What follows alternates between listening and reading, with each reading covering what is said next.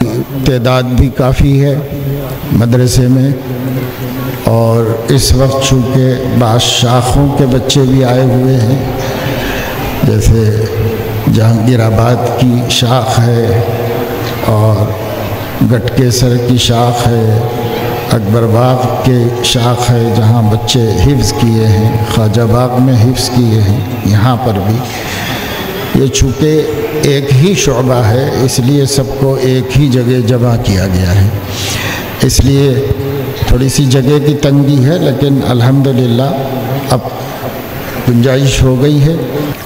جو حافظ ہونے والے خوش نصیب طلباء کی ہمت افزائی، تبریک و تہنیت کے لیے رکھا گیا ہے۔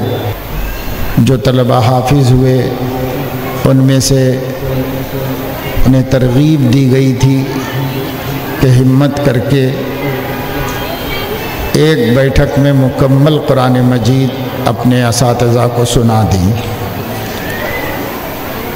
تو ان میں سے جن طلباء نے اس میں کامیابی حاصل کی اور ایک ہی مجلس میں مکمل قرآن مجید استاد کو سنایا، یہ دراصل قرآن مجید کے یاد ہونے کا ایک امتحان ہوتا ہے کہ کتنا پختہ یاد ہے قرآن۔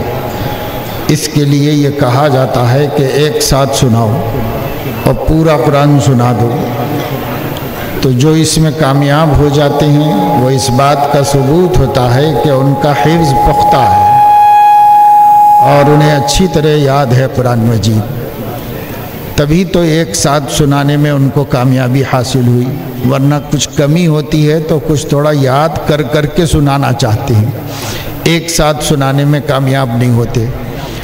اس لیے ہمارے بعض دوستوں نے، عزیزوں نے گزشتہ سال، گزشتہ جلسے میں بھی ایک بیٹھک میں مکمل قرآن سنانے والوں کو سائیکل انعام میں دی تھی۔ اس مرتبہ بھی ان کا یہ ارادہ ہے اور اسی لیے اسٹیج کے پیچھے سائیکلیں رکھی ہوئی ہیں۔ یہ نئی سائیکلیں ایک بیٹھک میں مکمل قرآن سنانے والے خوش نصیب طالب علموں کو ہدیہ کی جائیں گی، ان کو گفٹ میں دی جائیں گی۔ بسم اللہ الرحمن الرحیم، الحمدللہ رب العالمین، والصلاة والسلام على اشرف الانبیاء وسادۃ الاتقیاء وسید المرسلین خاتم النبیین محمد وعلى آلہ واہل بیتہ وصحبہ اجمعین، اما بعد، فقد قال اللہ تبارک وتعالی ان هذا القرآن يهدي للتي هي أقوم ويبشر المؤمنين الذين يعملون الصالحات أن لهم أجرا كبيرا، وقال تعالى الله نزل أحسن الحديث كتابا متشابها مثاني تقشعر منه جلود الذين يخشون ربهم ثم تلين جلودهم وقلوبهم إلى ذكر الله، وقال تعالى وفيه ذكركم أفلا تعقلون، صدق اللہ العظیم۔ قابل احترام علماء کرام، عزیز خوش نصیب حفاظ کرام اور ان کے سرپرست بہنیں، بیٹیاں جو اپنے بچوں کے قرآن مجید مکمل کرنے کی خوشی میں اس پروگرام میں شریک ہیں، اللہ تعالیٰ آپ سب لوگوں کے لیے آپ کی اولاد کا اللہ کی عظیم الشان کتاب کو اور اس کے مبارک کلام کو اپنے سینوں میں محفوظ کرنے کی سعادت مبارک فرمائے، اس کی برکات سے اور حافظوں اور ان کے والدین کو ملنے والی بشارتوں اور خوشخبریوں سے سب کو اللہ تعالیٰ مستفید فرمائے، مالا مال کرے۔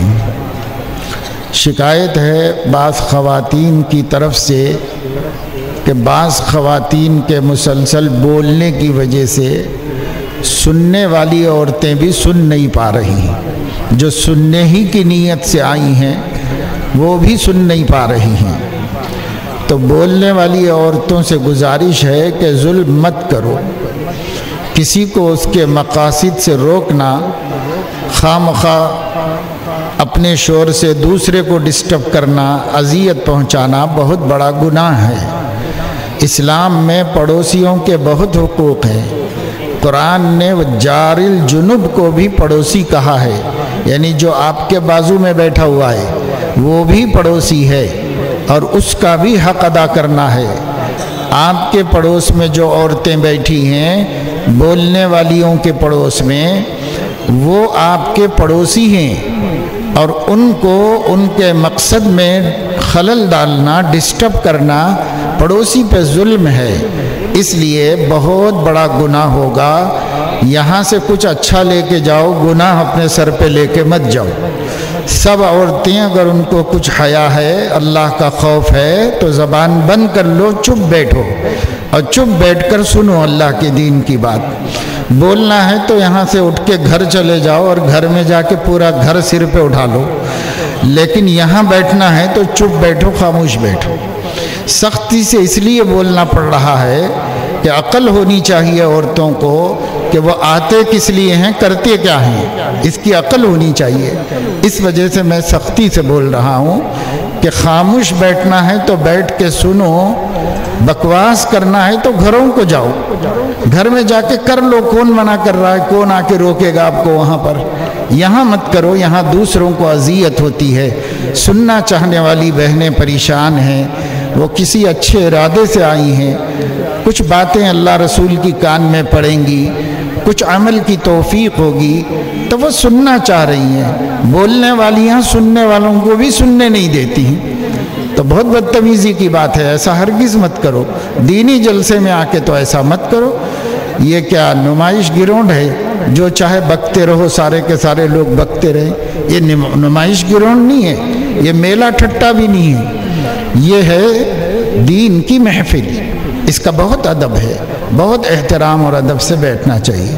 اب یہی بیچ بیچ میں بولتے رہیں تو کب عقل آئے گی آپ لوگوں کو؟ کب تک؟ کیا قیامت تک بولتے ہی رہنا ہے کہ عورتیں خاموش بیٹھیں ہیں، عورتیں خاموش بیٹھیں؟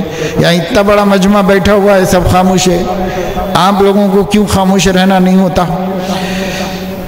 بہرحال میں نے آپ کے سامنے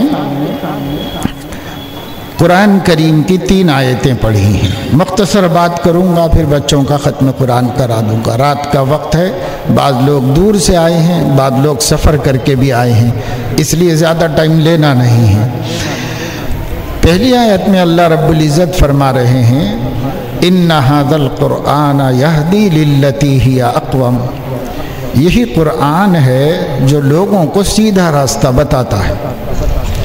کیونکہ راستے بہت ہیں دنیا میں جینے کے، ہر آدمی جی رہا ہے، جانور بھی جی رہا ہے، انسانوں میں بھی ہر مذہب والے جی رہے ہیں، اپنے اپنے رستوں سے جی رہے ہیں۔ جیسے ان کے خاندان میں ان کے بڑوں سے ان کو کچھ باتیں معلوم ہوئی، اسی کو دین سمجھ کر اس پر جی رہے ہیں۔ دنیا میں چونکہ جینے کے بہت سے طریقے ہیں اور جینے کے بہت سے رستے ہیں، تو وہ سب کے سب تو اللہ کے نزدیک صحیح نہیں ہے۔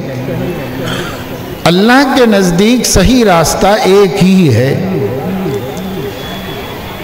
اور اس کے علاوہ کوئی راستہ نہیں۔ حضور علیہ السلام نے فرمایا ان ھذا صراطی مستقیما، یہ میرا راستہ صراط مستقیم ہے،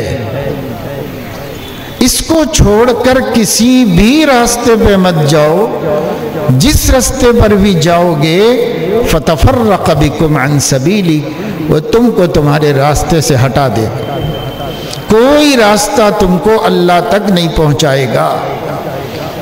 نبی والا راستہ ہے۔ نبی والا راستہ کون سا ہے؟ قرآن والا راستہ ہے، کیونکہ نبی کو بھی راستہ قرآن نے دکھایا ہے۔ اس لیے قرآن کہہ رہے ہیں اللہ پاک کہ ان ھذا صراطی مستقیما، ان ھذا القرآن یہدی للتی ہی اقوم، یہی قرآن ہے جو آپ کو سیدھا رستہ بتاتا ہے، اللہ تک پہنچنے کا راستہ، جنت تک پہنچنے کا راستہ، عاقبت کو خوشگوار بنانے کا راستہ، اللہ کو راضی کرنے کا راستہ، نبی پاک صلی اللہ علیہ وسلم کا قلب مبارک کو ٹھنڈا اور خوش کرنے کا راستہ قرآن کا راستہ ہے۔ یہ قرآن دکھاتا ہے، کوئی اور نہیں دکھاتا۔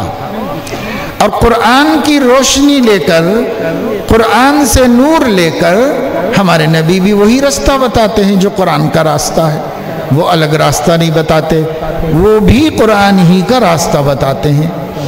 اللہ تعالیٰ نے قرآن مجید میں ارشاد فرمایا ہے وَإِنَّكَ لَتَهْدِي إِلَى صِرَاطٍ مُسْتَقِيمٍ، اے نبی آپ بھی سیدھے رستے ہی کا ہدایت کرتے ہیں۔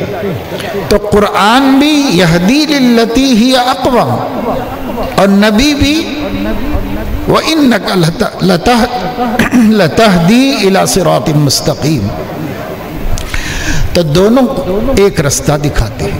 قرآن وہی راستہ بتاتا ہے اور ہمارے نبی صلی اللہ علیہ وسلم وہ بھی وہی راستہ بتاتے ہیں۔ دونوں کے الگ الگ راستے نہیں ہیں، وہی راستہ قرآن دکھاتا ہے، وہی راستہ نبی دکھاتے ہیں۔ تو یہ قرآن جو ہمیں اللہ نے عطا فرمایا ہے، یہ عظیم الشان کتاب، اللہ تعالیٰ کا فرمان، اس کا کلام، یہی گارنٹی ہے سیدھے راستے کی۔ اس لیے قرآن مجید کی حفاظت اللہ تعالیٰ اپنے ذمے لے کر مسلسل حفاظت کر رہا ہے۔ اس سے پہلے بھی اللہ کی کتابیں اتری، 4 مشہور تو سب کو معلوم ہے، 4 میں سے ایک قرآن ہے، اور تورات، زبور، انجیل، یہ تو سب مسلمانوں کو یہ کتابوں کے نام معلوم ہیں۔ لیکن اتنی کتابیں نہیں ہیں، بہت نبیوں کو اللہ نے بہت سی کتابیں دی ہیں، بعض ہم کو معلوم ہیں، بعض معلوم نہیں ہیں، لیکن کتابیں بہت اتری ہیں۔ ان سب کتابوں میں یہ کتاب عظیم الشان ہے، آخری کتاب ہے یہ قرآن مجید۔ اس کتاب کے حفاظت اللہ نے اپنے ذمے لے لی۔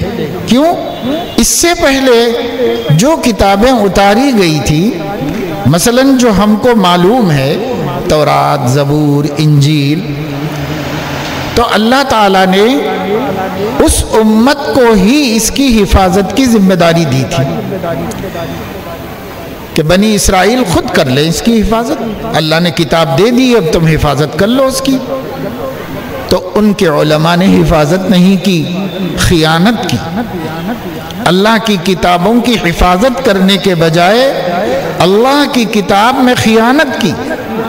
قرآن کہتا ہے یحرفون الکلم عن مواضعہ، وہ اپنی کتابوں میں اللہ کی باتیں بدل دیا کرتے تھے، کچھ مٹا کے کچھ لکھ لیا کرتے تھے اپنی طرف سے اور بدل دیتے تھے۔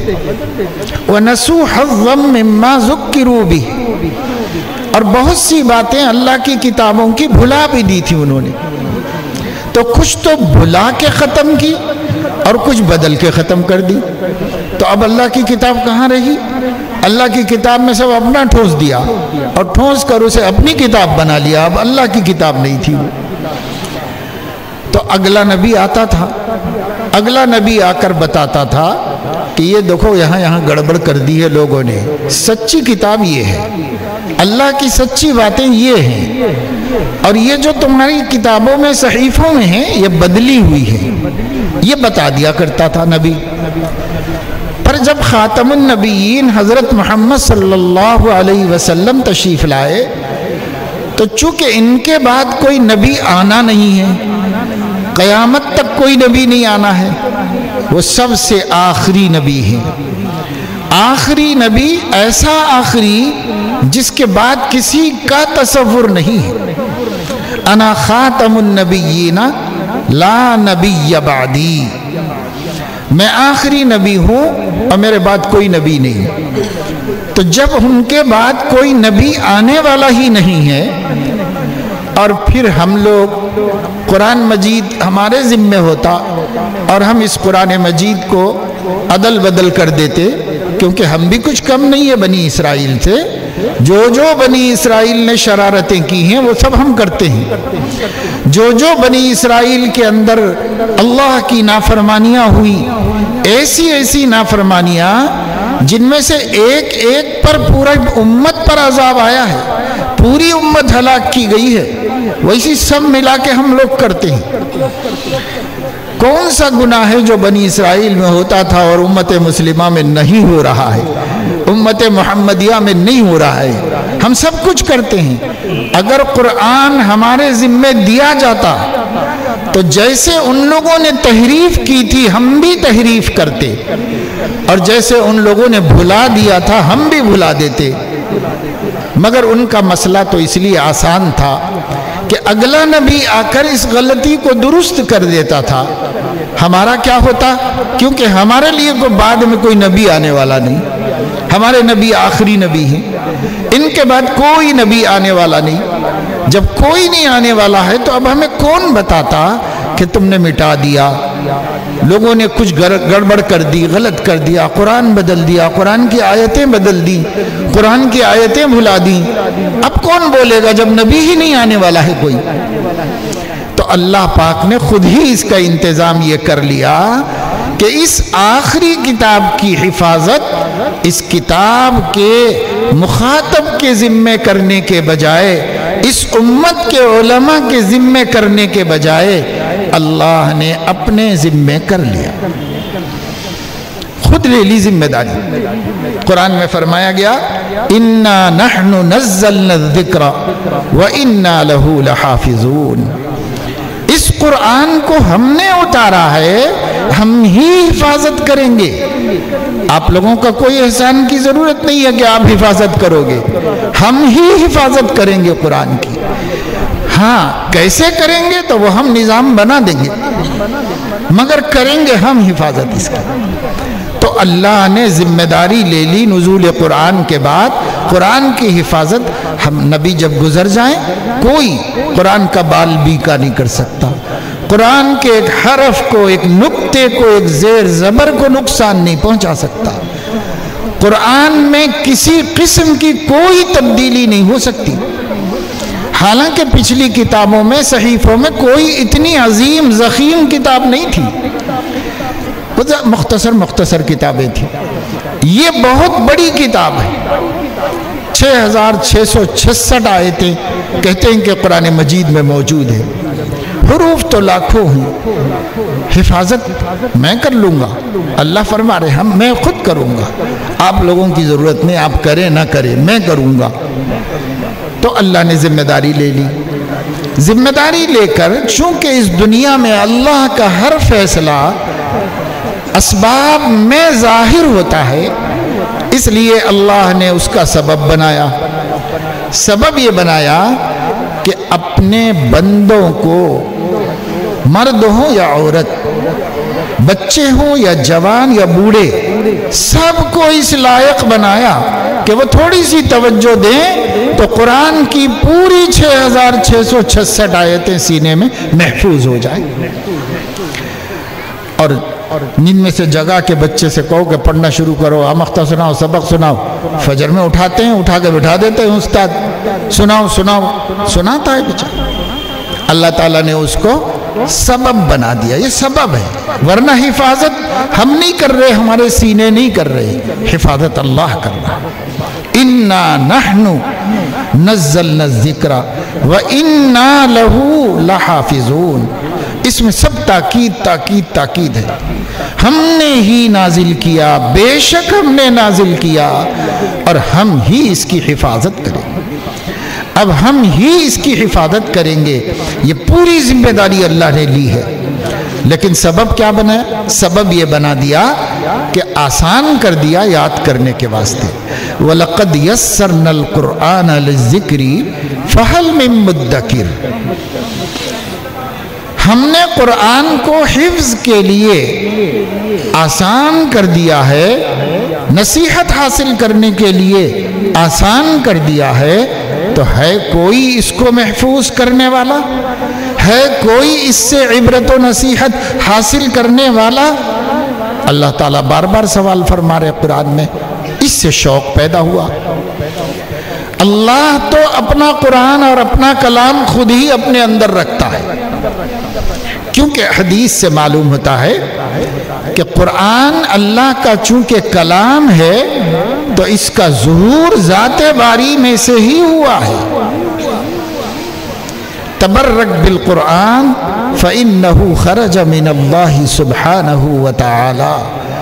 خرج من اللہ میں سے نکلا ہے یہ کلام، ذات باری میں سے۔ اب کیسے وہ ہم کو نہیں معلوم، لیکن ہمارے نبی خبر دے رہے ہیں اللہ کے اندر میں سے آیا ہے، اندر سے آیا ہے کلام، کیونکہ کلام اندر ہی ہوتا ہے، وہاں سے آتا ہے۔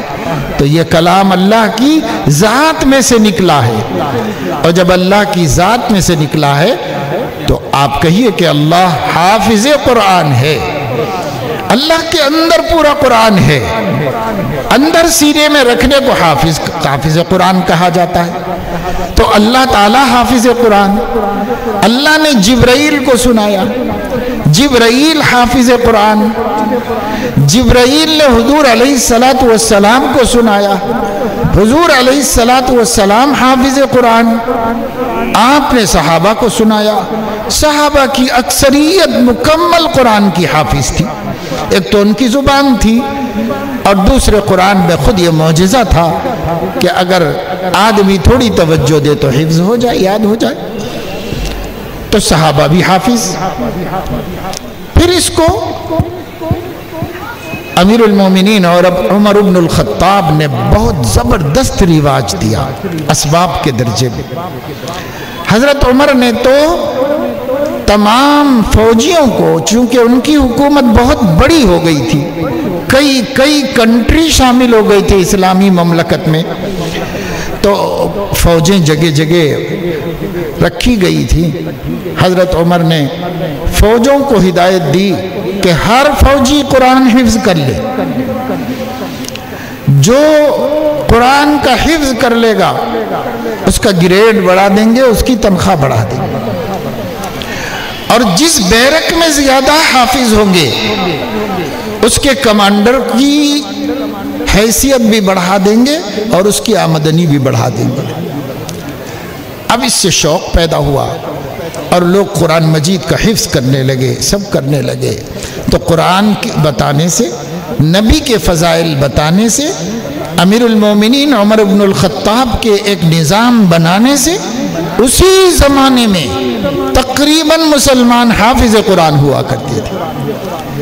ایک رواج عام ہو گیا۔ یہ دراصل اللہ کا نظام تھا اور اللہ اس کی حفاظت خود کر رہے تھے، اس طرح کر رہے تھے۔ پھر ہر دور میں حفظ حفظ حفظ۔ امام بخاری رحمۃ اللہ علیہ 4 صدی میں ہیں، اس سے پہلے کے زمانے میں اور اس زمانے میں مسلمان اپنے بچوں کو سب سے پہلے قرآن حفظ کراتے تھے، سب سے پہلے قرآن۔ جب وہ قرآن کے حافظ ہوتے تو بعد میں سب کچھ، اس سے پہلے کچھ نہیں، پہلے حافظ قرآن۔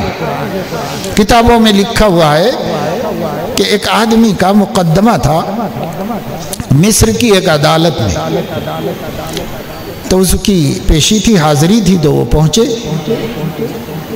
تو انہوں نے دیکھا کہ عدالت میں جج بیٹھے ہوئے ہیں، ان کے سامنے ان کو کھڑے نہ پڑا، جواب دینا تھا، بیان دینا تھا، اس لیے وہ کھڑے ہوئے رہے۔ تو ان کی نظر جج صاحب کے پیچھے ایک بچے پہ پڑی، چھوٹا سا بچہ تھا معصوم، اور اس کے پیر میں زنجیر، ایک لکڑی، بڑی سی لکڑی میں باندھ کر اس کے پیر میں زنجیر بندھی ہوئی تھی، جیسے قیدیوں کو بیڑی پہنا دی جاتی ہے، ایسے چھوٹا بچہ تھا معصوم۔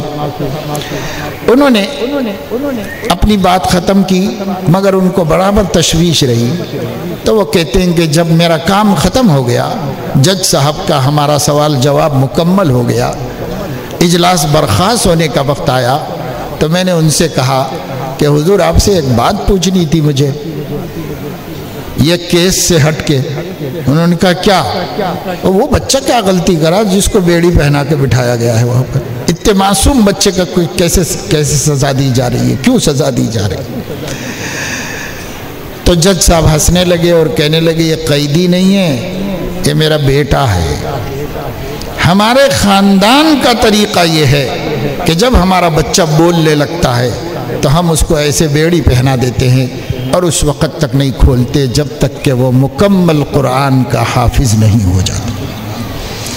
مکمل قرآن کا حافظ ہونے کے بعد کھولتے ہیں۔ یہ ہمارا کلچر ہے، یہ کوئی سزا وزا نہیں ہے، ہمارا کلچر ہے۔ تو اس طرح لوگوں میں ذوق شوق پیدا ہوا۔ وہ لیبیا والا کہتا تھا، کرنل معمر قذافی ہلاک ہو گیا، وہ عجیب آدمی تھا، وہ یہ کہتا تھا کہ قرآن کریم نظر ثانی کا محتاج ہے، یہ اللہ کی کتاب پر ایک مرتبہ اور کمی زیادتی ہونی چاہیے، اس کا ایسا خیال تھا۔ اور وہ اس کتاب کو قانون نہیں مانتا تھا۔ اس نے ایک گرین بک لکھی تھی، الکتاب الاخضر، وہ کتاب پر مملکت چلاتا تھا، قرآن پہ نہیں چلاتا تھا، وہ اپنی حکومت اپنی لکھی ہوئی کتاب پہ چلاتا تھا۔ قرآن سے اس کو بہت چڑ تھی۔ وہ کہتا تھا کہ قرآن میں جتنی آیتیں قل سے شروع ہوتی ہیں وہ سب اب نکال دینا چاہیے، کیونکہ قل نبی سے کہا تھا، جب انہوں نے کہہ دیا تو اب اس کی کوئی ضرورت باقی نہیں رہی، اس کو سب نکال دینا چاہیے۔ ایسا خر دماغ تھا وہ، بالکل عجیب و غریب انسان تھا۔ بہرحال بہت بری موت مر گیا، بڑا ذلیل و رسوا ہو کے مرا۔ لیکن آج لیبیا میں ہر مسجد میں قرآن کا حفظ کے حلقے چلتے ہیں، ہر مسجد میں حفظ قرآن، اور یہ سب بہترین قرآن پڑھنے والے۔ میں حلقے جو ہیں وہ وہاں جو لوگ گئے انہوں نے بتایا کہ ہر مسجد میں حلقہ کس کا؟ ایک طرف لڑکیاں حفظ کر رہی ہیں، ایک طرف لڑکے حفظ کر رہے ہیں، بڑے بوڑھے لوگ بھی حفظ کر رہے ہیں، سب طرف حفظ کا۔ یہ ایک ذوق اللہ نے ان کے اندر پیدا کر دیا کہ وہ لوگ جن کا بادشاہ قرآن کے خلاف تھا، ان کی رعایا قرآن کی محافظ تھا، ایک ایک آیت کا حفظ کر رہے، تمام قرأتوں پر حفظ کر رہے ہیں، اور گھر گھر حافظ قرآن۔ یہ اللہ کا نظام ہے قرآن کی حفاظت کے سلسلے میں۔ ہمارے ملک ہندوستان میں اسلام آیا تو قرآن کے ساتھ ہی آیا، قرآن کے بغیر تو کوئی اسلام نہیں۔ اسلام آیا قرآن کے ساتھ آیا، اور حفظ قرآن شروع زمانے ہی سے چلتا رہا۔ پھر وہ وقت آیا جب قرآن مجید کے حفظ کے لیے باقاعدہ مدرسے قائم کیے گئے۔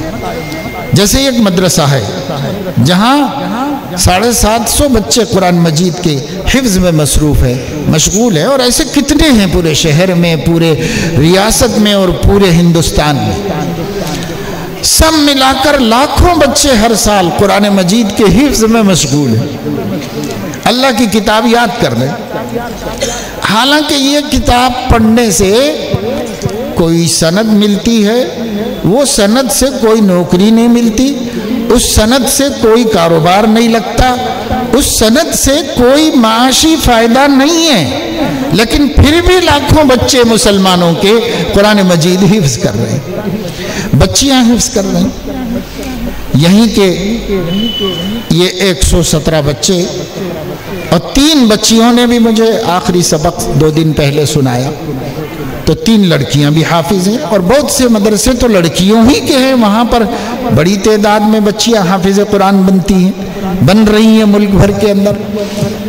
تو میرے عزیز و دوستو، قرآن مجید اللہ کی کتاب ہے، اس کتاب کی حفاظت کے لیے ہماری کوئی ضرورت نہیں ہے۔ میں آپ کو یہ بتانا چاہتا ہوں، اس کتاب کی حفاظت کی اللہ نے ذمہ داری لی ہے، وہ یہاں تک نبھایا ہے، اور اس ذمہ داری کو قیامت تک نبھائے گا۔ چاہے پورے مسلمان طے کر لیں کہ ہم کو قرآن حفظ نہیں کرنا ہے، ہمارے بچوں کو حافظ نہیں بنانا ہے، سب مل مل کر طے کر لیں تو بھی قرآن پہ کوئی آنچ آنے والی نہیں ہے۔ وہ آسمان والا، وہ ارض و سما کا مالک، قرآن جس کا کلام ہے وہ اپنے کلام کی حفاظت کے جتن خود جانتا ہے اور خود کر لے گا حفاظت، کسی کی بھی ضرورت نہیں۔ اس لیے قرآن مجید کے حفظ کے فضائل تو آپ کے سامنے آ گئے اور بار بار آپ نے جلسوں میں سن لیے، اور آپ کو معلوم ہے تبھی آپ نے اپنے اتنے بچوں کو حفظ کرنے کے لیے یہاں پر چھوڑا ہوا ہے اور مدرسوں میں لے جا کر کے شریک کیا ہوا ہے۔ آپ فضائل قرآن تو جانتے ہیں اور حفظ قرآن کو بھی جانتے ہیں، لیکن ہمیں آپ سے جو بات اس وقت میں کرنی ہے وہ یہ ہے کہ قرآن کی زیادہ فکر نہیں ہے، اس کی حفاظت حق تعالیٰ اپنی قدرت سے خود کریں گے، لیکن قرآن جن کے لیے اترا ہے اور جن کی ہدایت کا سامان بنا کر اتارا گیا ہے، ان کو قرآن سے استفادہ کرنا، فائدہ اٹھانا، قرآن سیکھنا اور قرآن پر چلنا، اس کا کیا حال ہے؟ یہ جائزہ ہم کو لینا ہے۔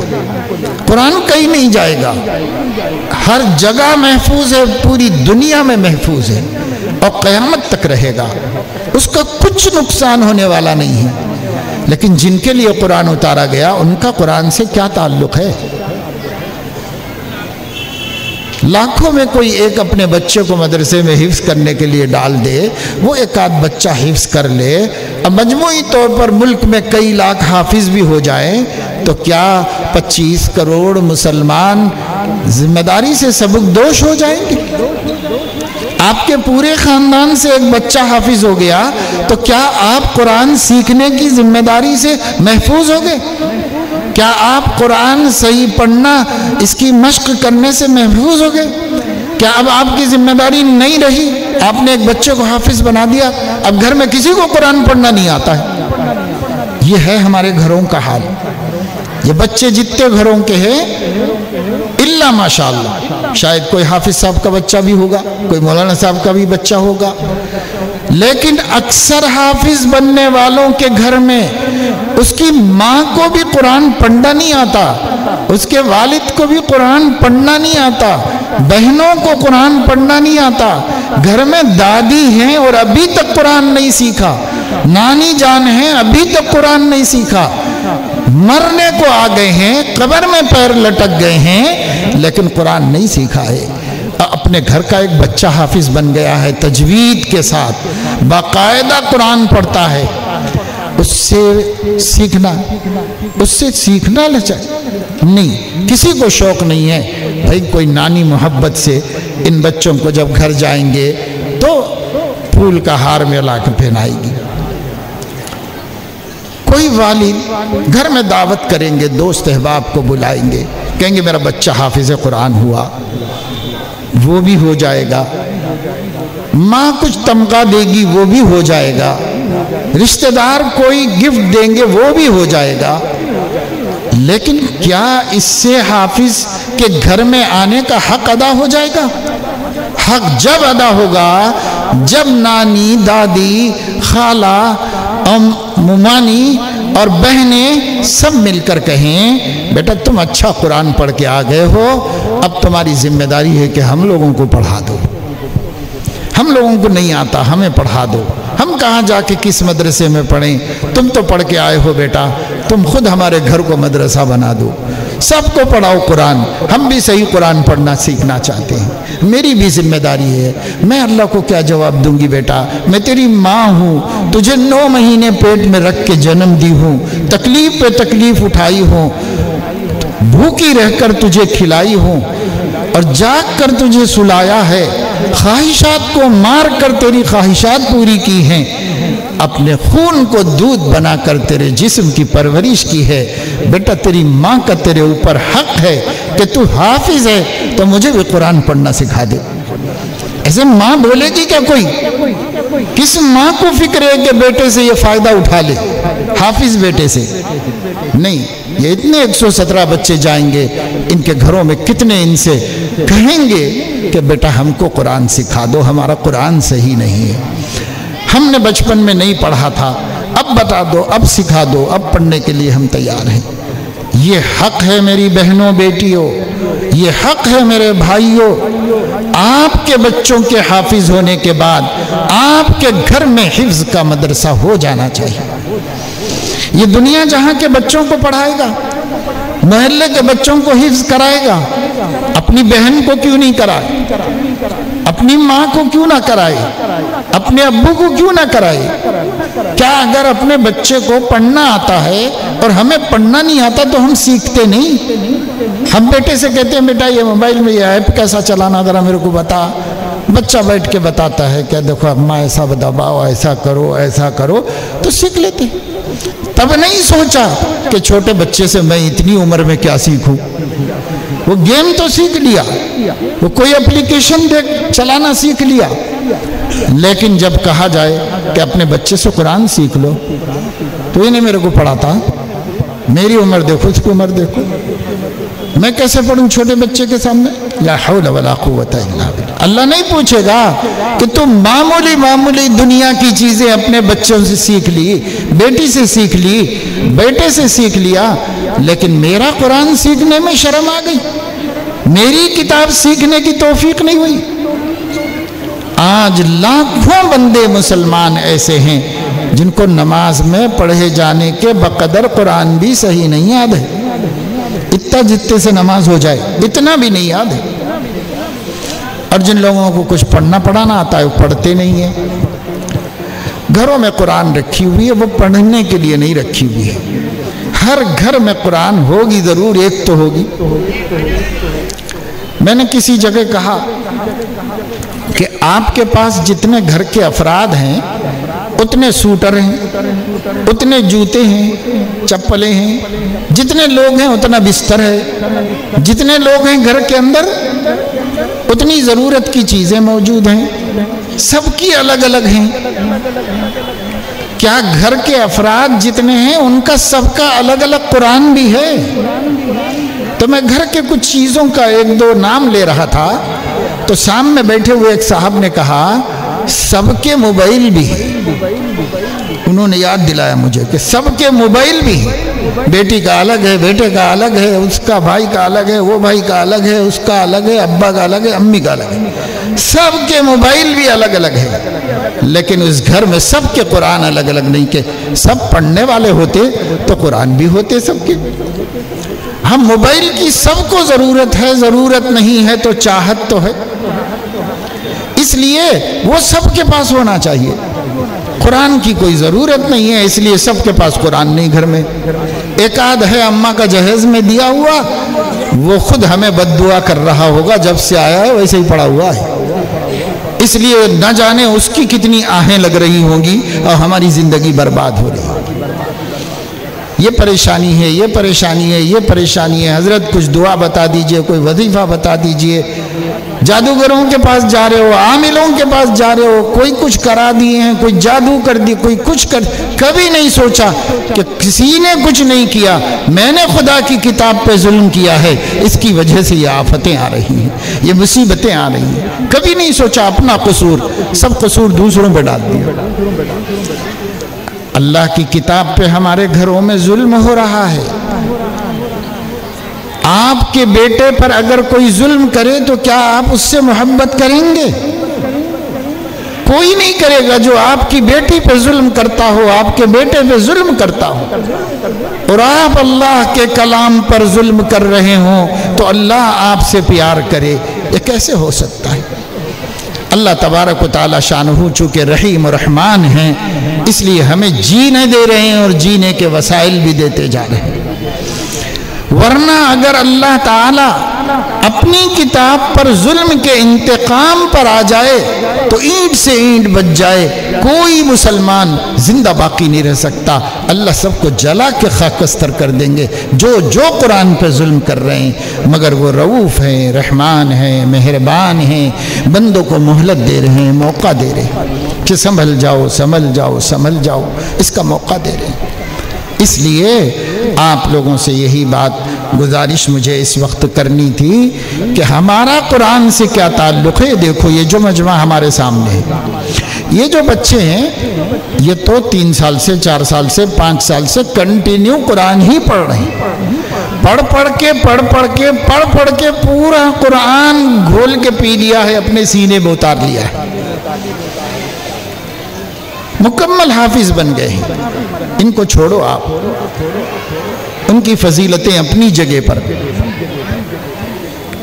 میرا آپ کا کیا تعلق قرآن سے ہے اس کو دیکھو۔ آج ہم روزانہ تلاوت بھی نہیں کرتے۔ ہمارے نبی کی ہدایت ہے لا تدع قراءۃ القرآن علی کل حال، گھر میں کچھ بھی ہو جائے، حالات کتنے بھی بد سے بدتر ہو جائیں، قرآن کی تلاوت کبھی نہ چھوڑو، کبھی ناغہ مت کرو۔ یہ ہمارے نبی کی وصیت ہے، ہمارے نبی کا حکم ہے ہم کو، قرآن کی تلاوت کبھی ناغہ نہ ہو۔ یہ ہماری بہنیں، ہماری بیٹیاں جن کی زبان بولتے بولتے بولتے تھکتی نہیں ہے،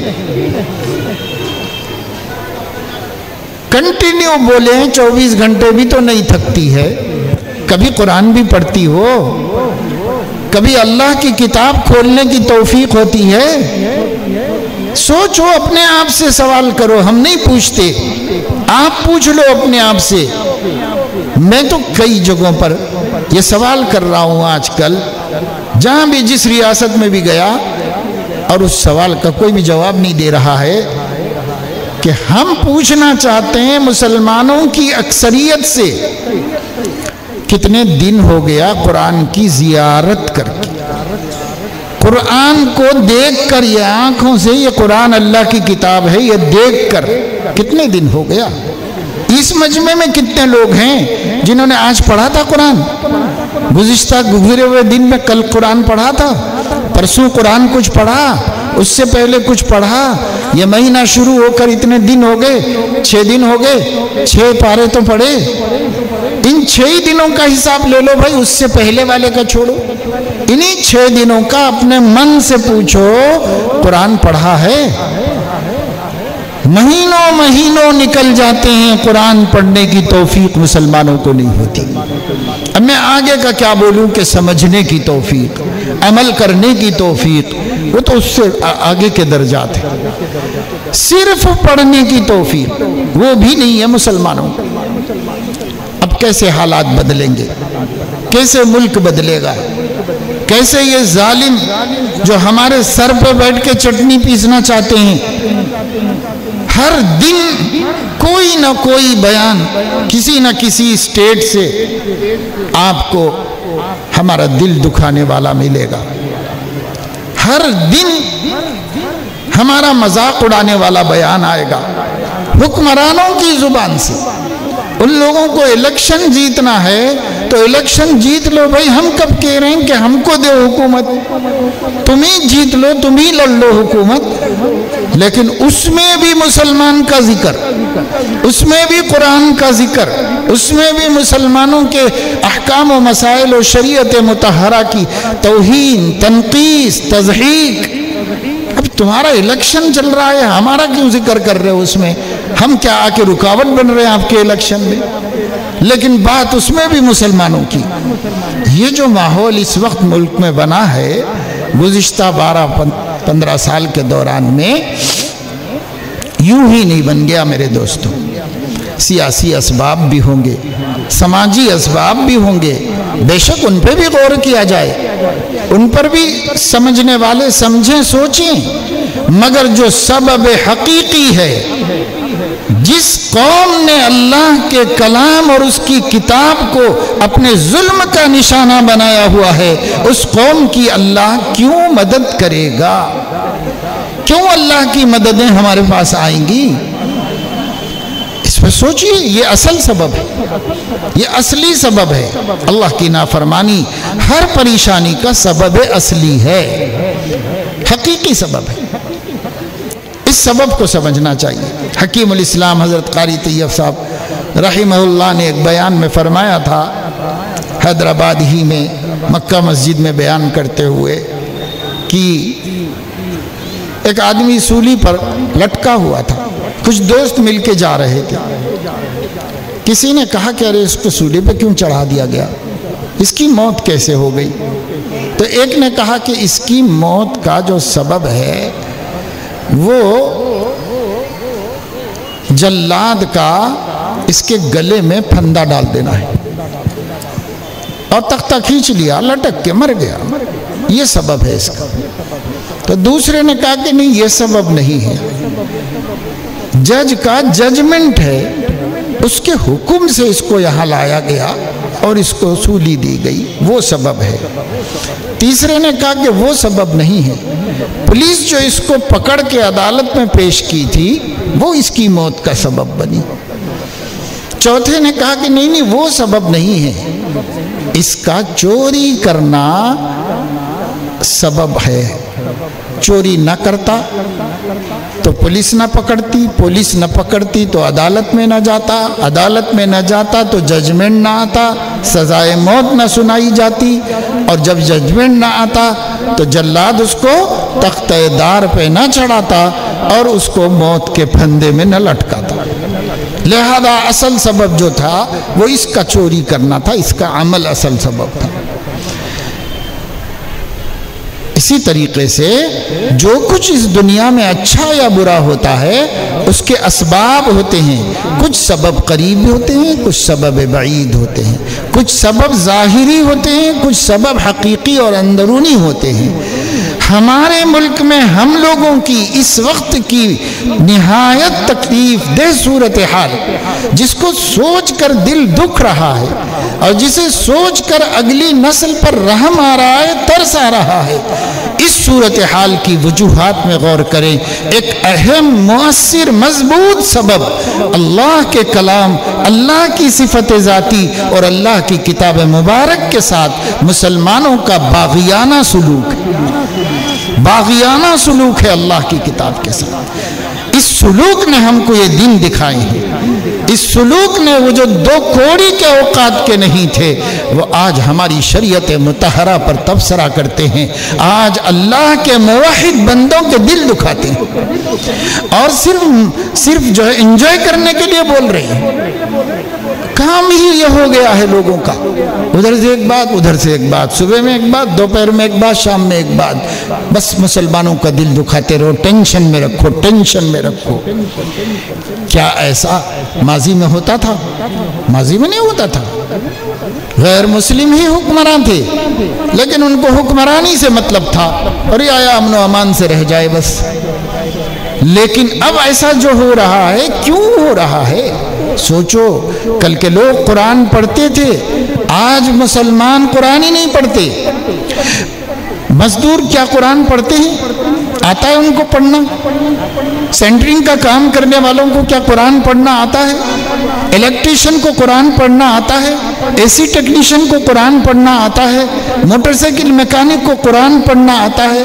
کار ٹیکنیشین کو قرآن پڑھنا آتا ہے؟ سرکاری ملازم کو قرآن پڑھنا آتا ہے؟ کالج کے اسٹوڈنٹ کو قرآن پڑھنا آتا ہے؟ ٹیچر کو آتا ہے؟ لیکچرر کو آتا ہے؟ پروفیسر کو آتا ہے؟ سن کے دیکھ لو قرآن پڑھنا مسلمانوں کو کس کس کو آتا ہے؟ اللہ ماشاءاللہ کچھ قسمت ہیں وہ رہیں گے قیامت تک، باقی مسلمانوں کو کیوں نہیں آتا قرآن پڑھنا؟ حفظ کی بات نہیں ہو رہی بھائی، پڑھنا سیکھنے کی بات ہو رہی کہ پڑھنا بھی کیوں نہیں آتا قرآن۔ یہ ہم لوگوں کا وہ ظلم ہے کتاب الہی کے اوپر، جس کے بعد جو کچھ نہیں ہو رہا ہے وہ بھی ہونا چاہیے، وہ بھی ہونا چاہیے تھا۔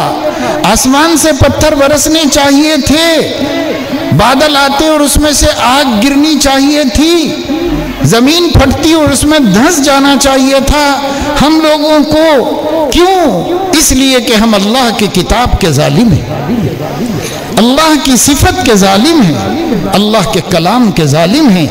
ہمیں سب کچھ ہو جانا چاہیے تھا، نہیں ہوا، وہ تو اس کا کرم ہے کہ اس نے ہمارے نبی کے صدقے ان سے بھی وعدہ کیا، ما کان اللہ لیعذبہم وانت فیہم، ما کان اللہ لیعذبہم وہم یستغفرون۔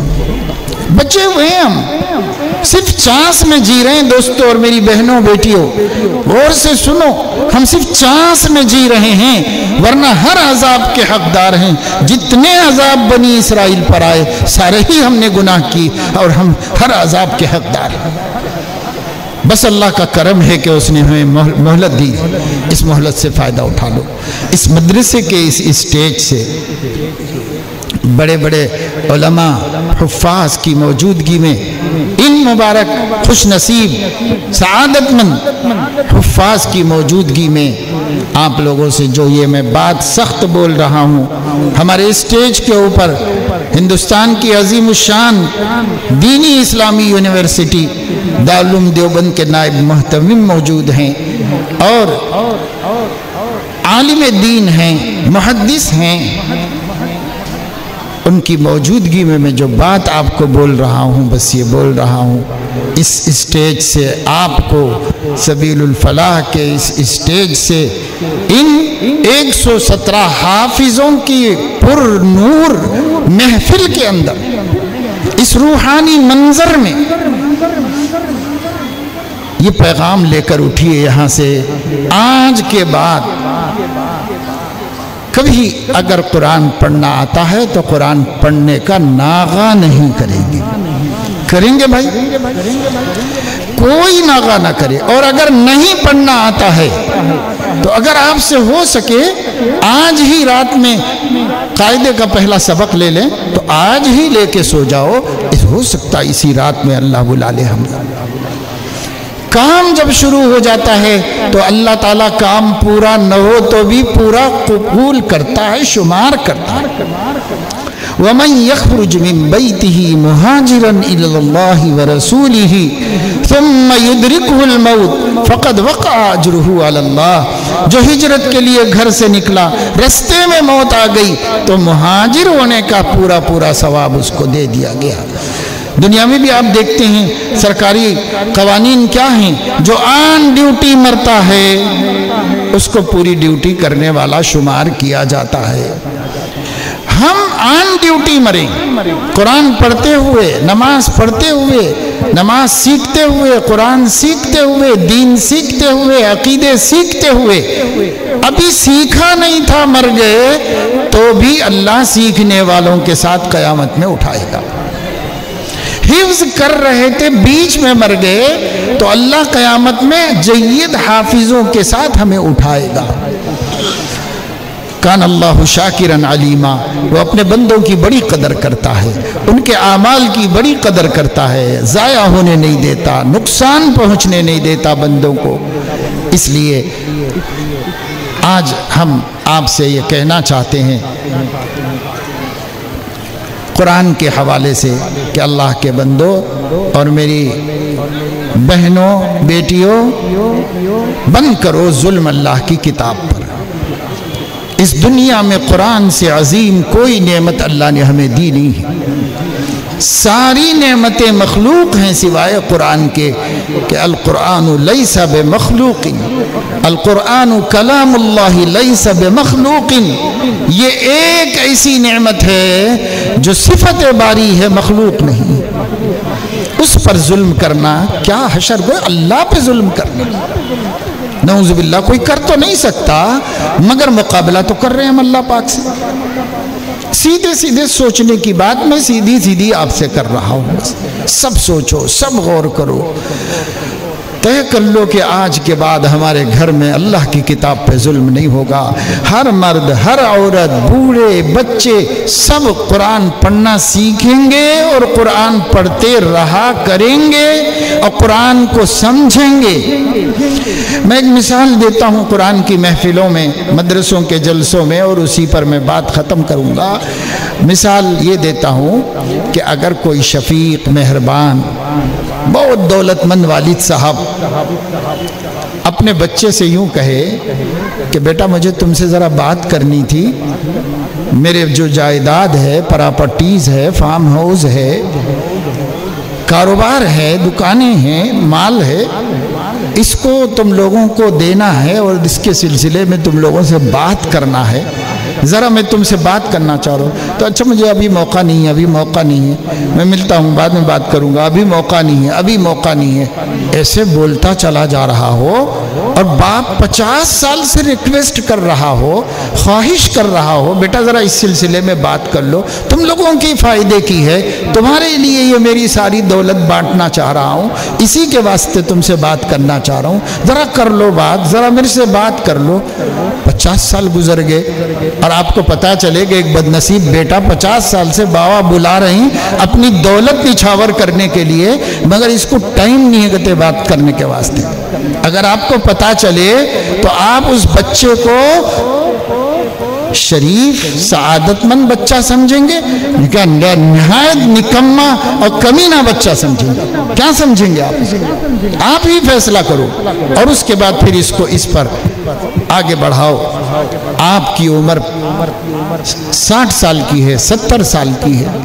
اللہ تعالیٰ آپ سے جب سے آپ کو شعور آیا ہے بات کرنا چاہ رہا، آپ سے بات کرنا چاہ رہا اللہ تعالیٰ فرما رہے ہیں کہ بھئی ذرا ٹائم نکالو، میں کچھ بات کرنا چاہ رہا ہوں، میری کتاب پڑھو، میں نے تمہارے لیے کچھ اس میں دولتیں رکھی ہیں، میں نے تمہاری دنیا اور آخرت کی نعمتیں اس میں رکھی ہیں، ذرا ٹائم نکالو، ذرا میری کتاب، ذرا میری بات تو سنو، میری بات تو سنو. تو ہم 60 سال سے 70 سال سے اللہ تعالیٰ کو اوائڈ کر رہے ہیں. پھر یہ کیسی ہماری کمینگی ہے، یہ شرافت ہے. ہم خود ہی غور کر لیں. بہت بری بات ہے میرے دوستو، ذرا قرآن کے قریب آ جاؤ. انشاءاللہ اس ملک کے جو خوفناک حالات سامنے ہیں اور جو اندیشے اور خطرے ہمیں ڈرا رہے ہیں، اگر ہندوستان کے مسلمان اللہ کی کتاب پر ظلم بند کر دیں گے، ایک رات گزرے گی، اگلے دن اللہ تعالیٰ حالات بدل دیں گے. اللہ تعالیٰ حالات بدل دیں گے. قرآن مجید میں اللہ نے ارشاد فرمایا ہے، یہ میں اپنی طرف سے نہیں بول رہا ہوں، وَلَوْ أَنَّهُمْ أَقَامُوا التَّوْرَاةَ وَالْإِنْجِيلَ وَمَا أُنزِلَ إِلَيْهِمْ مِنْ رَبِّهِمْ لَأَكَلُوا مِنْ فَوْقِهِمْ وَمِنْ تَحْتِ أَرْجُلِهِمْ. اگر لوگ تورات، انجیل اور قرآن مجید پر عمل کرنا شروع کر دیں، یعنی قرآن مجید کو قائم کر دیں اپنی زندگی میں اور زندگی اس کے سانچے میں ڈھال لیں، اپنے سروں کے اوپر سے بھی نعمتیں کھائیں گے اور اپنے پیروں کے نیچے سے بھی نعمتیں کھائیں گے. یعنی اللہ تعالیٰ امن کی نعمت، اطمینان کی نعمت، صحت کی نعمت، غلبے کی نعمت، حکومت کی نعمت، قوت کی نعمت اور پیداوار کی نعمت آسمان سے بھی برسائے گا اور زمین سے بھی ابالے گا اگر ہم قرآن کا حق ادا کریں گے.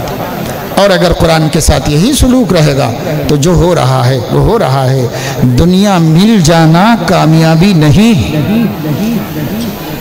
اللہ کا راضی ہو جانا کامیابی ہے. اس لیے اس کی طرف دھیان توجہ دیجئے. اللہ تعالیٰ اپنے فضل و کرم سے ہم سب کو توفیق عمل نصیب فرمائے. اور جو ہمارے بچے حافظ قرآن بنے ہیں بڑی محنت کر کے، بڑے ایثار و قربانی سے، مدرسے میں چھوٹے چھوٹے بچے پڑے ہوئے رہتے ہیں، ان کو ان کا حال کیا ہے پتہ نہیں چلتا، ان کو ماں کی یاد بھی آتی ہے، کبھی دل میں رو لیتے ہیں، کبھی آنکھ سے بھی آنسو نکل جاتے ہیں، کبھی ان کو کھانا کھایا نہیں جاتا اور کوئی ماں نہیں ہوتی، کبھی ان کا دل ٹوٹا ہوا ہوتا ہے، کوئی بہن نہیں ہوتی ڈھارس بڑھانے والی، کبھی ان کا جی کھیلنے کو چاہتا ہے اور نگراں ان کو ڈسپلن میں لے کے چلا جاتا ہے. ان کا حال کیسا ہوتا ہے، کس طرح یہ معصوم مدرسوں میں ان مرحلوں سے گزرتے چلے جاتے ہیں. اب برسوں کی ان قربانیوں کے بعد، ایثار کے بعد، تکلیفیں اٹھانے کے بعد، خواہشات کا خون کرنے کے بعد اللہ ان کے سینے میں اپنا قرآن مکمل محفوظ کر دیتا ہے. پھر اپنے 99 اسماء گرامی میں سے ایک نام الحافظ ان کے سر پہ رکھ دیتا ہے اور انہیں یہ عزت دیتا ہے کہ ایک میرا نام لے لو تمغے میں. مدرسے والے کچھ بھی دیتے ہوں گے تم کو، لیکن میں اپنا نام تم کو دے رہا ہوں. تمہیں حافظ قرآن کہا جائے گا اور قیامت تک تمہارے لیے عزت ہوگی. اللہ یہ عزت دے گا۔ اور آج ہم نے تو یہاں ایک بچوں کو تھوڑا سا کپڑے پہنا کے بٹھا دیے ہیں، قیامت میں اللہ محشر میں حافظوں کو مستقل بلائے گا اور قرآن ان کے سینے میں لٹک کر آئے گا اور قرآن ان کی شفاعت کرے گا، اور اللہ فرمائیں گے فرشتوں سے لا بھائی جنت میں سے حلت الکرامت لا کر اس کو پہناؤ، عزت کا جوڑا پہناؤ اس کو۔ تو ایک عزت کا جوڑا پہنایا جائے گا۔ قرآن کہے گا اضافہ کیجئے، اللہ فرمائے گا کہ جنت میں سے تاج الکرامت لاؤ اور اس کے سر پہ رکھو، عزت کا تاج لا کے رکھا جائے گا۔ اور حضور علیہ السلام نے تو اس اجر اور اس فضیلت کو والدین کے حوالے سے بیان کیا، بچوں کے حوالے سے نہیں بیان کیا، حافظ کے حوالے سے نہیں بیان کیا، حافظ کے والدین کے حوالے سے بیان کیا، اور فرمایا کہ من قرأ القرآن ثم عمل به البس والداہ تاجا یوم القیامہ ضوءہ کضوء الشمس، اس کے والد اور والدہ کو قیامت کے دن ایک تاج پہنایا جائے گا جس کی روشنی سورج کی روشنی کی طرح ہوگی۔ ان کا مقام بتا کر پھر فرمایا اب سوچو کہ خود حافظ کا کیا اکرام ہوگا۔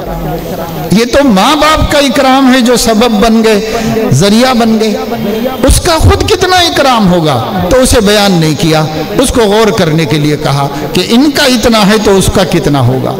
بہت بڑا اکرام حافظوں کو اللہ دینے والے ہیں۔ میری بہنوں اور بھائیوں جن کے بچے حافظ بنے یا بن رہے ہیں، آپ خود بھی عزت دو، کیونکہ اللہ اپنے کلام کے حافظوں کو خود عزت دیتا ہے۔ جب اللہ عزت دیتا ہے تو ماں باپ کو بھی ان کو عزت دینا چاہیے، احترام کرنا چاہیے۔ ان کے سینے میں خدا کی کتاب ہے، ان کے سینے میں خدا کی کتاب ہے، محبت کی نظر سے دیکھنا چاہیے کہ میرا بچہ حافظ قرآن ہے، اور ان کی اچھی تربیت کرو، اچھا علم دو، اچھے اخلاق سکھاؤ تاکہ وہ قرآن کا نمائندہ بنے۔ اللہ تعالیٰ اپنے فضل و کرم سے تمام حفاظ کرام کو قبول فرمائے، ان کے سرپرستوں کے لیے، والدین کے لیے، محلے والوں کے لیے، خاندان کے لیے خیر و برکت کا وسیلہ بنائے، اور جو کچھ وعدے اللہ نے فرمائے اور اس کے سچے نبی نے ہم تک پہنچائے، وہ سارے وعدے ان کو بھی، ان کے خاندان کو بھی اور ان کے والدین کو بھی میسر آئیں۔ اللہ تعالیٰ ہماری ان نیک تمناؤں اور ہماری ان دعاؤں پر کو شرف قبول عطا فرمائے، آمین۔ وآخر دعوانا ان الحمدللہ رب العالمین۔ یہ ہمارے جو طلباء بیٹھے ہوئے ہیں یہ سب متوجہ ہو جائیں اسٹیج کی طرف، مائک کی طرف۔ حضرت مولانا عبدالخالق مدراسی صاحب دامت برکاتہم، نائب محتمم دارالعلوم دیوبند، جو ایک زندگی کے بڑے حصے میں خاص طور سے حدیث کی کتاب شمائل ترمذی جو ہمارے نبی کی صفات اور ہمارے نبی کی سیرت پر مبنی ہے اس کو پڑھاتے رہے ہیں، اور بھی بڑی بڑی علمی کتابیں پڑھاتے رہے ہیں، اور زندگی پوری علم دین کی خدمت میں گزر رہی ہے۔ حضرت ہمارے بچوں کی بھی خوش نصیبی ہے کہ حضرت اپنی زبان مبارک سے آخری رکوع پڑھا دیں گے سورۃ المرسلات کا، اور اس طرح یہ بچے الحمدللہ حافظ قرآن ہونے کی آج سعادت حاصل کریں گے۔ میں حضرت سے گزارش کرتا ہوں کہ وہ آخری سبق پڑھا دیں گے۔ اعوذ باللہ من الشیطان الرجیم، اعوذ باللہ من الشیطان الرجیم، بسم اللہ الرحمن الرحیم، بسم اللہ الرحمن الرحیم، ان المتقین فی ظلال وعیون، ان المتقین فی ظلال وعیون، وفواکہ مما یشتہون، وفواکہ مما یشتہون، کلوا واشربوا ہنیئا بما کنتم تعملون، کلوا واشربوا ہنیئا بما کنتم تعملون، يعملون إنا كذلك نجزي المحسنين إنا كذلك نجزي المحسنين ويل يومئذ للمكذبين ويل يومئذ للمكذبين كلوا وتمتعوا قليلا إنكم مجرمون كلوا وتمتعوا قليلا إنكم مجرمون ويل يومئذ للمكذبين ويل يومئذ للمكذبين كلوا وتمتعوا قليلا إنكم مجرمون كلوا وتمتعوا قليلا إنكم مجرمون ويل يومئذ للمكذبين ويل يومئذ للمكذبين وإذا قيل لهم اركعوا لا يركعون وإذا قيل لهم اركعوا لا يركعون ويل يومئذ للمكذبين ويل يومئذ للمكذبين وإذا قيل لهم اركعوا لا يركعون وإذا قيل لهم اركعوا لا يركعون ويل يومئذ للمكذبين ويل يومئذ للمكذبين فبأي حديث بعده يؤمنون فبأي حديث بعده يؤمنون بسم الله الرحمن الرحيم بسم الله الرحمن الرحيم قل هو الله أحد قل هو الله أحد الله الصمد الله الصمد لم يلد ولم يولد لم يلد ولم يولد ولم يكن له كفوا أحد ولم يكن له كفوا أحد بسم الله الرحمن الرحيم بسم الله الرحمن الرحيم قل أعوذ برب الفلق قل أعوذ برب الفلق من شر ما خلق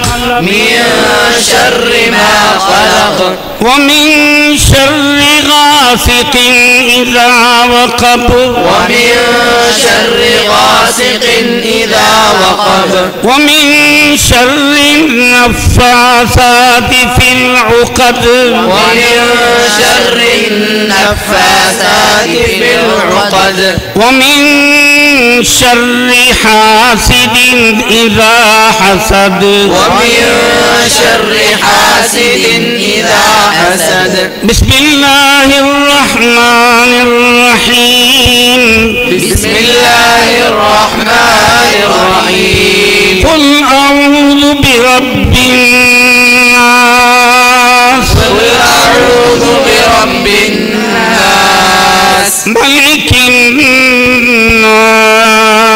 ملك الناس إله الناس إله الناس من شر الوسواس الخناس من شر الوسواس الخناس الذي يوسوس في صدور الناس الذي يوسوس في صدور الناس من الجنة والناس من الجنة والناس بسم الله الرحمن الرحيم بسم الله الرحمن الرحيم ألف لام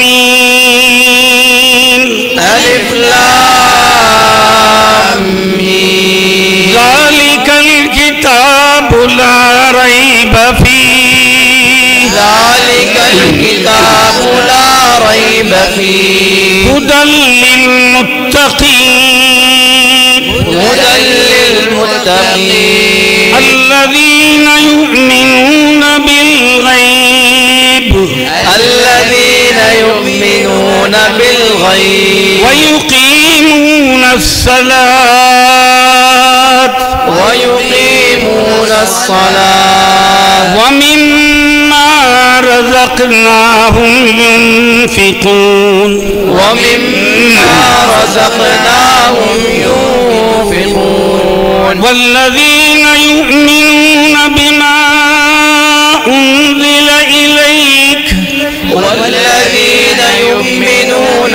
بما أنزل إليك وما أنزل من قبلك وما أنزل من قبلك وبالآخرة هم يوقنون وبالآخرة هم يوقنون أولئك على هدى من ربهم أولئك على هدى من ربهم وأولئك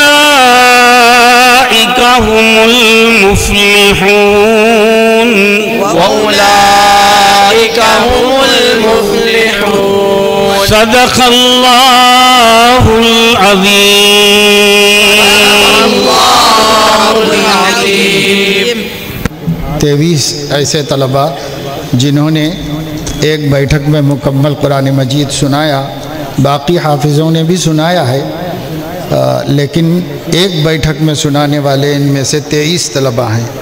تو فی الحال ان لوگوں کو سند دے کر اور ان لوگوں کے لیے احباب نے ان کی ہمت افزائی کے لیے ایک سائیکل کا بھی گفٹ رکھا ہے، یہ ان کو دے دیا جائے گا اور یہاں مجلس میں ان کو سند دے دی جائے گی اور فوراً دعا کر لیں۔ محمد عبدالرزاق محمد عبدالرحمن بنلا گڑا، محمد عزیر عبداللہ محمد عظیم الدین، محمد انس حافظ ساجد صاحب ادارہ حسیب المدارس، شیخ عبدالرب فریض سلمہ شیخ عبدالقادر صاحب ادارہ حسیب المدارس، حافظ محمد یحییٰ حافظ محمد یونس اشرف العلوم اکبر باغ، حافظ محمد عمار اعجاز محمد سہیل اعجاز اشرف العلوم اکبر باغ، حافظ نافع نور محمد جناب نور محمد صاحب اشرف العلوم اکبر باغ، حافظ سید عبدالغنی سید عبدالحلیم اشرف العلوم اکبر باغ، حافظ عبدالنافع ولد محمد عبدالظاہر اشرف العلوم اکبر باغ، حافظ محمد حسان محمد ابراہیم اکبر باغ، حافظ محمد ابو ذر طلحہ مفتی محمد انس اشرف العلوم،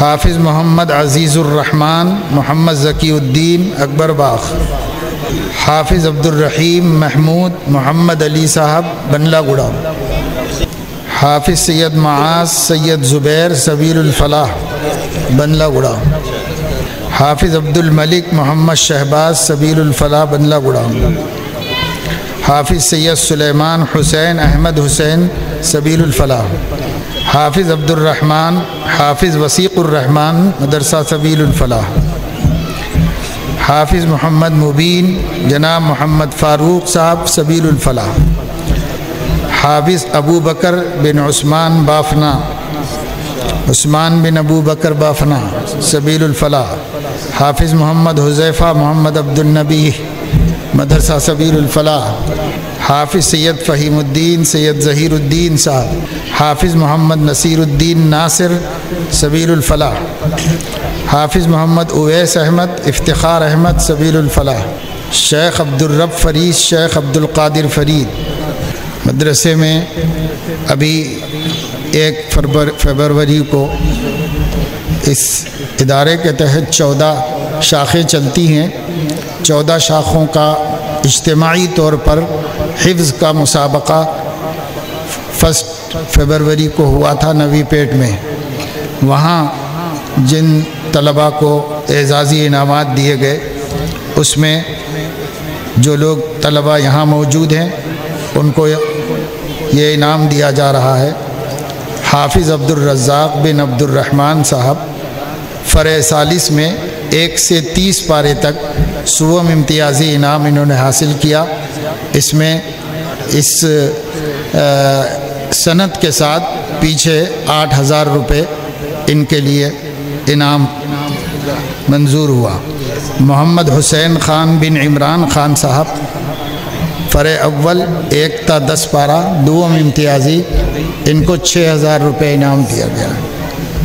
ایک طالب علم کو جو تمام 14 مدارس کے طلباء میں سب سے اچھا قرآن مجید یاد سنایا اور اول امتیازی نمبر آیا تھا، ان کو 90,000 روپے انعام دیا گیا عمرے کے پیکج کے ساتھ۔ جو طلباء ہیں ان کا صرف نام اس وقت میں دے دیتے ہیں، سرپرست بھی ہیں، پتہ بھی چلے کہ کون بچے ہیں یہ۔ محمد عبد الرزاق ولد محمد عبد الرحمن صاحب حیدرآباد۔ محمد عزیز عبداللہ ولد حافظ محمد عبد العظیم صاحب گلبرگہ۔ محمد خضر خالد ولد محمد خالد صاحب حیدرآباد۔ شیخ عبد المنان ولد شیخ محمود حسین صاحب حیدرآباد۔ محمد عبید ولد محمد وزیر صاحب حیدرآباد۔ محمد ابراہیم ولد غلام ربانی صاحب حیدرآباد۔ محمد اسجد حسین ولد محمد امجد حسین صاحب حیدرآباد۔ عدنان ولد محمد عبد الحمید صاحب کریم نگر۔ محمد عفوان الدین ولد محمد عارف الدین صاحب حیدرآباد۔ شیخ محمد ابو ہریرہ ولد شیخ محمد شریف الدین حیدرآباد۔ سید نواز ولد سید رضوان صاحب وارث گڑھا۔ محمد عبد العلیم ولد محمد اقبال صاحب حیدرآباد۔ محمد ابو القاسم ولد محمد عبد القدیر صاحب ورم گڈھا۔ محمد زیدان رضا ولد محمد رضا الرشید رین بازار۔ محمد افنان ولد محمد خلیل مولا علی۔ محمد وسیم الدین ولد محمد عظیم الدین ملکاج گیری۔ محمد ایان الدین ولد محمد عظیم الدین وقار آباد۔ محمد یحییٰ ولد محمد ابراہیم وقار آباد۔ سید اویس حسین ولد سید خضر حسین کوٹلہ۔ شیخ عبد الرحمن ولد شیخ عبد الرحیم حیدرآباد۔ سید اذان الدین ولد سید امین الدین نلگنڈا۔ محمد مدثر ولد محمد ادریس حیدرآباد۔ شیخ عبد المتین شیخ عبد الکریم وجے واڑہ۔ محمد بن الیاس کشن باغ۔ محمد ساجد ولد محمد شمیم اختر ملک پیٹ۔ محمد سراج علی ولد محمد لیاقت علی بورا بنڈا۔ محمد اشرف کبیر ولد مولانا محمد کبیر الدین صاحب کاچی گڑھا۔ سید نعیم الدین عاکف سید خواجہ نصیر الدین حیدرآباد۔ محمد شاہد الدین ولد محمد مجیب الدین عیدی بازار۔ محمد عمر محمد عبد الرشید فلک نما۔ محمد فوزان ولد محمد داود حیدرآباد۔ محمد حسین الدین فاروقی مجتبہ محی الدین فاروقی حیدرآباد۔ سید معظم علی مصعب ولد مکرم علی عزیر حیدرآباد۔ محمد ابو زرد ولد محمد فیروز الدین ملک پیٹ۔ محمد عبد المحیمن احمد ولد محمد حلیم نظامی نلگنڈا۔ عبداللہ عبد المنان سعید آباد۔ سید عبد الغنی سید عبد الحلیم حیدرآباد۔ نافع نور محمد ولد نور محمد حیدرآباد۔ محمد عبد الرقیب محمد عبد الحمید حیدرآباد۔ عبد المجید ولد عبد السبحان حیدرآباد۔ محمد عبد الرشید ولد محمد حنیف حیدرآباد۔ محمد عزیر الدین ولد ذکی الدین یاقوت پورہ حیدرآباد۔ محمد ابو ذر ولد محمد انس فتح دروازہ۔ محمد عبد النافع ولد محمد عبد الظاہر عنبر پیٹ حیدرآباد۔ محمد عبد المعید ولد محمد انتصار قریشی سعید آباد۔ سمیع اللہ خان ولد ثناء اللہ خان صاحب حیدرآباد۔ محمد زین اللہ ولد محمد سیف اللہ گولکنڈا۔ محمد حسان احمد ولد محمد ابراہیم باغ جہاں۔ محمد ایان حمید ولد انصار حمید سعید آباد۔ محمد یحییٰ ولد محمد یونس صاحب ملک پیٹ حیدرآباد۔ محمد عبد الرافع ولد محمد عبد الواجد خواجہ باغ۔ محمد عمار اعجاز ولد محمد سہیل اعجاز سعید آباد۔ محمد ریحان ولد شیخ افتخار قریشی سعید آباد، سید احمد علی ولد سید محمود علی ملک پیٹ، مرزا رضوان بیگ ولد شاکر بیگ اعظم پورہ، سید مجتبیٰ ولد سید مصطفیٰ یاقوت پورہ، سید مصعب سید جیلانی وجے نگر، محمد فیروز محمد بشیر تالاب کٹا، عبد الخلیل عبد الوہاب نور خان بازار، خواجہ نظام الدین محمد یوسف صاحب فرحت نگر، محمد حسین ولد حافظ محمد شہزاد چادر گھر، مرزا بشیر الدین ولد مرزا نصیر الدین پرانی حویلی، عبد الکریم جواد ولد سید سلیم صاحب اعظم پورہ، محمد انس بن محمد ساجد بھونگیر، محمد انس بن محمد مختار نلگنڈا، شیخ عبد الرب بن شیخ عبد القادر فرید خواجہ باغ، محمد حسیب احمد بن محمد افتخار ممتاز باغ بارکس، محمد مزمل محمد سکندر بوین پلی، شیخ یاسین امجد بن شیخ خلیل علی نگر بندلہ گڑا، شیخ تنویر بن یونس پاشا بندلہ گڑا، عبد الماجد بن محمد ضیاء الحق بہار، محمد طارق جمیل عثمان بن محمد عبدالعزیز راجندر نگر، عبد الرحمن بن مولانا وسیق الرحمن فلک نما، ابو بکر بن مولانا یوسف شاہین نگر، محمد ارتضیٰ حبیب محمد مجتبیٰ اسماعیل نگر بندلہ گڑا، سہیل انصاری محمد مبین انصاری فلک نما، محمد اویس احمد بن افتخار ممتاز باغ بارکس، سید معاذ احمد بن سید زبیر احمد پھول باغ بندلہ گڑا، حفیظ الدین نظامی ندیم الدین چار مینار، اصغر بن محمد عارف مراد نگر، ضیاء الدین بن سید عرفان عیدی بازار، انس ابو بکر بادیان بن ابو بکر بادیان امیر ارہ کنٹا، محمد نصیر الدین ناصر بن خواجہ جعفر جہانگیر آباد، عبد الرحیم محمود بن محمد علی عطاپور، محمد ریان خان بن فیاض خان بندلہ گڑا، عبد الملک نقشبندی بن خواجہ شہباز الدین بندلہ گڑا، سید سلمان حسین بن احمد حسین سلیمان حسین بن احمد حسین چندرائن گٹا، حبیب طہ سقاف بن حبیب سالم سقاف ممتاز باغ، مرزا عبد الوہاب احمد بیگ بن مرزا جمیل حافظ بابا نگر، محمد عبید اللہ خان بن عبد الریاست خان فلک نما، عبد الملک بن محمد شہباز حافظ بابا نگر، شیخ محمد خالد شیخ محمد رحیم جل پلی، عبد الشفیع عبد الستار ارہ کنٹا، عادل خان عبداللہ خان کاروان، شیخ عثمان العمودی شیخ حسن العمودی بارکس، محمد معیز الدین محمد معین الدین عبداللہ کالونی، عبد المتین بن عبد الوہاب محبوب نگر، محمد علی کلیمی اصغر کلیمی فلک نما، نوید احمد انصاری آصف الطاف بنڈلہ گڑا، حبیب بن عبود کاغذ نگر، شیخ سعید بن عبد القادر لاتور، محمد بن عبدالعزیز بیدر کرناٹک،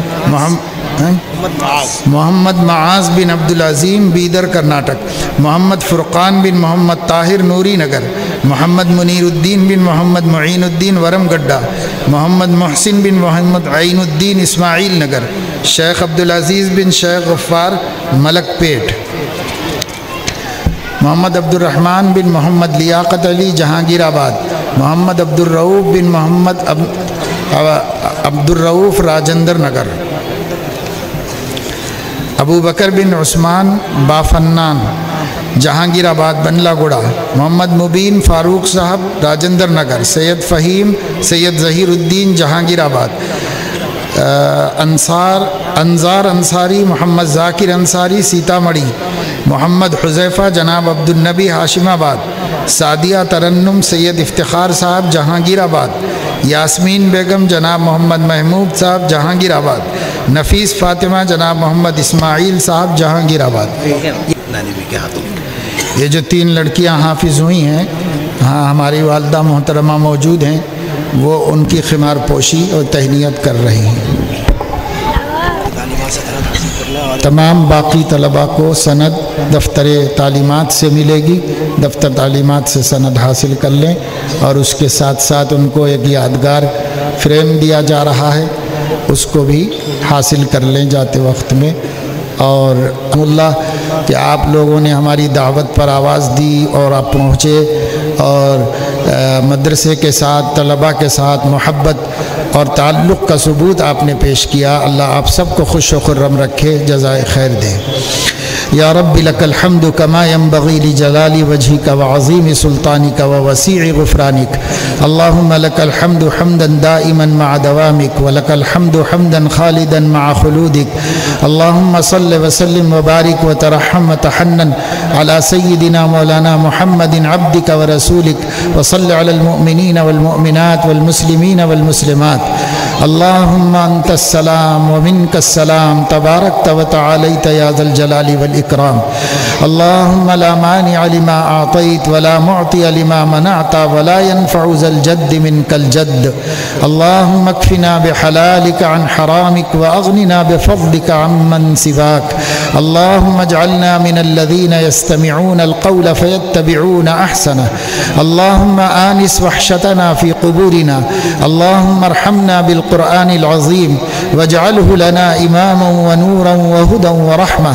اللهم ذكرنا منه ما نسينا وعلمنا منه ما جهلنا وارزقنا تلاوته آناء الليل وآناء النهار واجعله لنا حجة يا رب العالمين، اللهم إنا نسألك أن تجعل القرآن العظيم ربيع قلوبنا ونور أبصارنا وجلاء أحزاننا وذهاب همومنا وغمومنا برحمتك يا أرحم الراحمين۔ اے مولا اپنے کرم سے ہمارے گناہوں کو معاف فرما، تمام خطاؤں لغزشوں کو درگزر فرما۔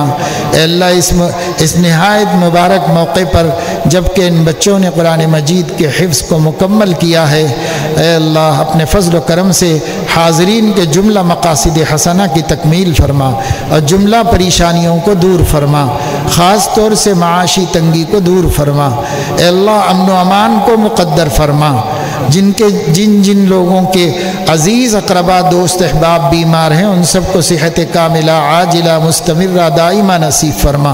اے اللہ جو اپنی بیٹیوں کی طرف سے فکر مند ہیں انہیں عافیت کے ساتھ ان کے بیاہ کے اسباب پیدا فرما۔ اللہ پاک جو بچے پڑھ رہے ہیں انہیں محنت سے پڑھنے کی توفیق عطا فرما، جو پڑھ چکے ہیں انہیں اچھی جواب نصیب فرما۔ اے مولا کریم جو بچے نافرمان ہیں انہیں اپنے والدین کی عزت و خدمت کی توفیق عطا فرما۔ اے اللہ جو والدین اپنے بچوں کے حق تربیت نہیں ادا کر رہے ہیں انہیں اولاد کی تربیت کا حق ادا کرنے کی توفیق نصیب فرما۔ اے مولا زوجین کو ایک دوسرے کے ساتھ مودت و رحمت سے زندگی گزارنے کی توفیق عطا فرما، ناچاکیوں نا اتفاقیوں علیحدگیوں کے اسباب سے حفاظت فرما۔ اے مولا اپنے فضل و کرم سے اس مدرسے کو اور تمام مدارس دینیہ کو شرف قبول عطا فرما اور اس کی برکت کو عام و تام فرما، اطراف و اکناف میں ہدایت کے پھیلنے اور عقائد کے درست ہونے اور اخلاق کے بلند ہونے کا سبب بنا۔ اے مولا ہماری اور ہر مومن کی جملہ حاجات و ضروریات کو پورا فرما، اس ملک میں امن و امان قائم فرما، امن کے خواہش مندوں کو غلبہ نصیب فرما، بدامنی و بے چینی پھیلانے والوں کو مغلوب فرما، ہماری دعاؤں کو اپنے کرم سے قبول فرما۔